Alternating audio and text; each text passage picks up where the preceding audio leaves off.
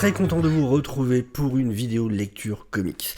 Quel est le concept? C'est simple, je vous parle juste de comics, comme j'en parlerai à un pote, des comics que j'ai lus dans la semaine, du coup, et voilà, que j'ai envie de partager avec vous, ceux dont je pense que ça peut être sympa à lire pour d'autres, ou des fois pour vous prévenir, n'y allez pas, c'est un piège. En l'occurrence, là je vais être plutôt positif, plutôt très positif même. Ça va être une spéciale Jason Aaron, même d'ailleurs, parce que du coup, voilà, j'ai lu plusieurs comics de cette personne. Il n'y en aura pas beaucoup cette semaine, j'ai eu beaucoup de choses à faire, j'ai pas eu le temps non plus d'énormément lire, mais quand même, bon, il y a quand même du pavé. Le Punisher de Jason Aaron. Donc ça, c'était paru dans Punisher Max. Max, c'était en gros, c'était cette ligne éditoriale de comics plus pour adultes. Voilà, qui se permettait d'être plus violent, parfois plus vulgaire et tout ça. Et donc, c'est un peu le Black Label côté Marvel, en fait, qui avait existé à une époque. Et donc, c'est Jason Aaron et Steve Dillon. Ça fait suite au run de Garth Ennis sur Punisher Max. Sachant que vous n'avez aucune obligation, alors, je vous le conseille, parce que vraiment, Punisher Max par Garth Ennis et Steve Dillon, c'est peut-être un des meilleurs runs que j'ai lu en comics. Vraiment. Mais, cette partie par Jason Aaron, donc ça c'est la collection Icon de Marvel, vous trouvez à 9, c'est du 36,75€. De toute façon pareil, je vous mettrai le lien. Alors je vous mets le lien Amazon, c'est un lien sponsorisé, je sais pas si ça se dit comme ça. En gros, si vous prenez dessus, ça fait qu'il y a un petit pourcentage qui revient vers moi. Maintenant le truc, c'est surtout que ça vous permet d'avoir la référence. Maintenant, vous faites ce que vous voulez, c'est votre argent, c'est pas moi de vous dire. Après, voilà, si vous avez l'occasion d'acheter en librairie indépendante, plutôt qu'en Fnac, un truc comme ça, ou même sur un site comme Excalibur par exemple, c'est beaucoup mieux, en vrai. Maintenant, je sais qu'il y a des gens pour qui c'est beaucoup plus pratique de passer par Amazon, donc voilà. Et puis dans tous les cas, ça vous permet au moins d'avoir la référence exacte de l'ouvrage. Pourquoi j'ai aimé ce Punisher? C'est... Alors, qu'est-ce que ça raconte déjà? En gros, ça va être une réinvention de l'origine du Caïd. Donc le Caïd, ce fameux personnage, Wilson Fisk, interprété par Vincent D'Onofrio dans la série Daredevil et maintenant dans le MCU. Et en fait, en gros, Fisk va se servir de l'existence du Punisher, parce que Fisk, au départ, n'est c'est l'homme de main, c'est le garde du corps, en fait, d'un chef mafieux, de Rigoletto. Et Fisk va se servir de la crainte qui existe pour le Punisher pour pouvoir accéder au pouvoir et pour pouvoir atteindre les sommets en fait en tant que chef de la mafia et devenir le caïd tel qu'on le connaît. C'est hyper bien écrit. C'est vraiment hyper bien écrit. C'est hyper intelligent. Il y a énormément il y a un travail qui est fait sur la psychologie des personnages et surtout les parallélismes. Alors, il y a un parallélisme entre le Caïd et le Punisher qui va se voir assez souvent sur des cases, d'ailleurs, avec des cases qui vont se répondre les unes aux autres. Et en même temps, il y a aussi le même genre de choses sur le Punisher lui-même, avec on va mieux comprendre d'où vient réellement le Punisher. Alors c'est déjà ce qu'avait fait Ennis. Du coup, Jason Aaron le fait à sa manière à lui. Alors dedans, il y a Bullseye. Il est extraordinaire, Bullseye. Il est complètement fralé, mais complètement fralé. Je n'ai jamais lu une version aussi fralée de Bullseye. C'est quand même le mec. Qu'est-ce que je peux vous dire? Pour comprendre, pour se mettre dans la peau du Punisher, il va, il va tuer des gens, des familles, en mode, faut que je me mette dans la peau du Punisher, qu'est-ce que ça fait de perdre sa famille? Ah, mais j'en ai pas à moi, bah je vais en tuer d'autres, en imaginant que c'est la mienne. Il est complètement barré. Et non, vraiment, c'est top, quoi. Et il faudrait que je vous retrouve au moins quelques castes qui jouent sur ce truc de parallélisme. Mais vraiment, c'est des castes qui vont faire comprendre, enfin, qui vont tellement dire de choses, du coup, sans le besoin d'utiliser de mots, juste par la construction des pages. Je trouve ça vraiment extraordinaire dans la construction, dans les idées. Alors, Évidemment, c'est pas à mettre dans les mains de très jeunes, hein. C'est vraiment pas fait pour. Vraiment, vraiment pas. Mais voilà, ça va être par là, justement. Voilà, je vous donne un exemple. Vous voyez, vous avez des moments comme ça, par exemple. Où vous avez vraiment ces cases miroirs qui se répondent l'une l'autre sur différentes époques et qui nous disent tellement de choses en fait sur le personnage, sur ce qui se passe dans sa tête et tout. C'est hyper bien pensé. Vraiment, c'est un excellent run de Jason Aaron. Je vous le conseille vraiment. Surtout que les Icons, c'est une collection qui n'est plus publiée, alors que vous trouvez encore en librairie, hein, parce qu'il y en a eu pas mal d'imprimés, mais du coup, c'est des bouquins qui ne sont pas remplacés. C'est-à-dire, une fois qu'ils sont vendus, c'est fini. Pour l'instant, vous les trouvez encore neufs. Faut vraiment en profiter maintenant, parce qu'après, ça aura disparu. Moi, je sais que j'ai pris tous les... je les ai tous pris, du coup, les Punishers, il y en a 6 en tout, et ça vaut vraiment le coup. Ensuite, on reste sur du design. Ah non, si j'ai quand même faire une petite parenthèse. Pour le coup, j'ai aussi lu la série récente qui vient, le tome 2 vient de sortir, si je dis pas de bêtises, chez Panini. Et le tome 3, du coup, reste encore à sortir parce que c'est 4 numéros pas. C'est une série en 12 issues. Et il y en a pour l'instant 8 qui sont sortis du coup entre les deux tomes. Donc la série récente de Jason Aaron, qui est cette fameuse série dans laquelle il change de logo, où le logo a été modifié, et dans laquelle il devient le chef de la main. Alors, je sais que tout le monde adore cette série. Vraiment. Je suis un peu plus partagé pour le coup. Alors c'est très bien écrit, attention, je remets pas en cause du tout les talents que sont en termes d'écriture, de dessin, tout ça.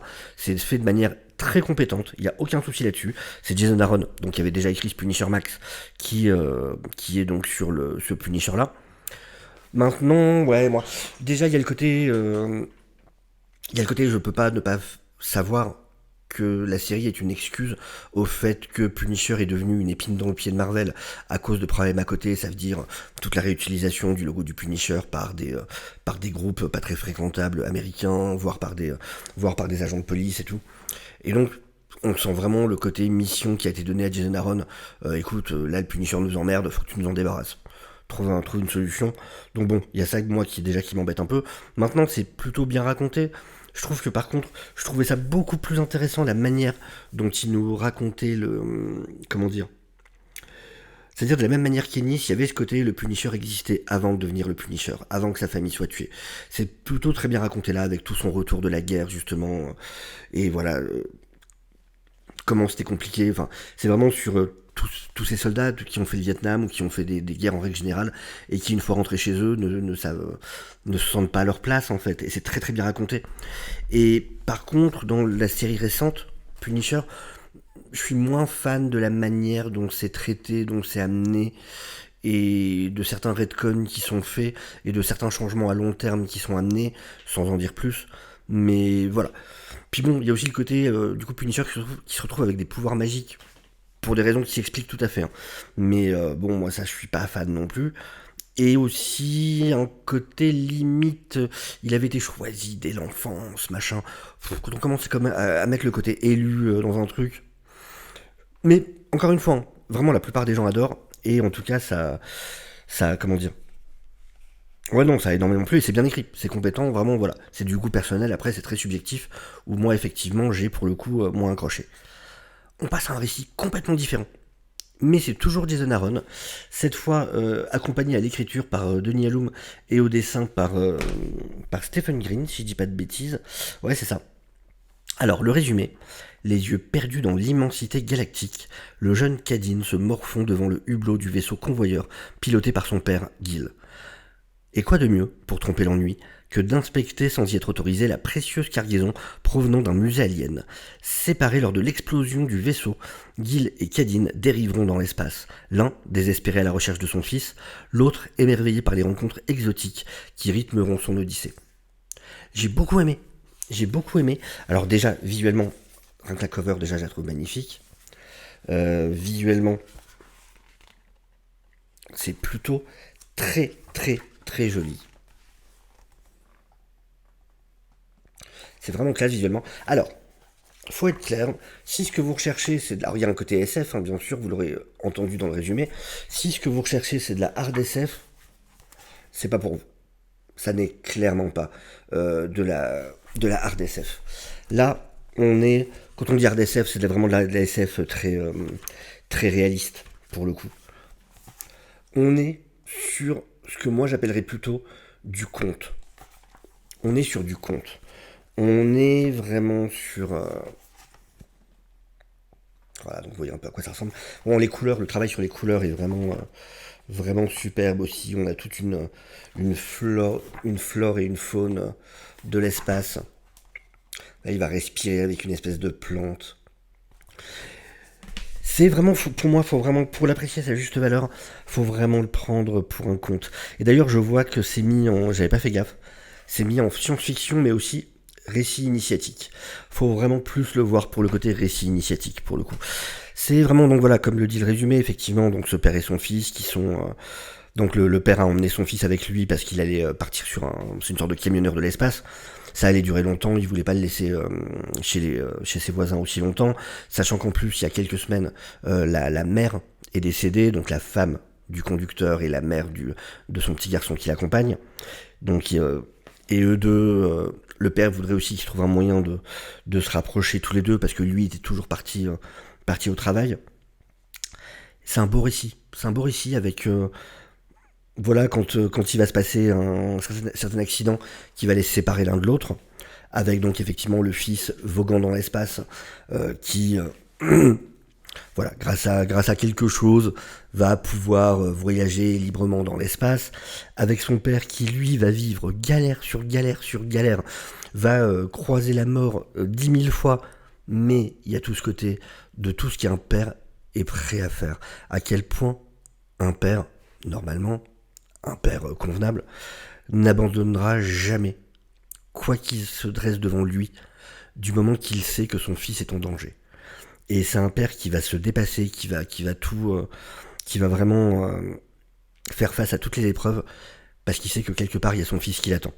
Et en même temps, il y a ce côté d'un fils dont le but c'est de grandir, dont le rôle c'est de grandir, et, et la fierté que peut avoir ça un père, à voir son fils justement grandir et devenir peut-être même meilleur que lui.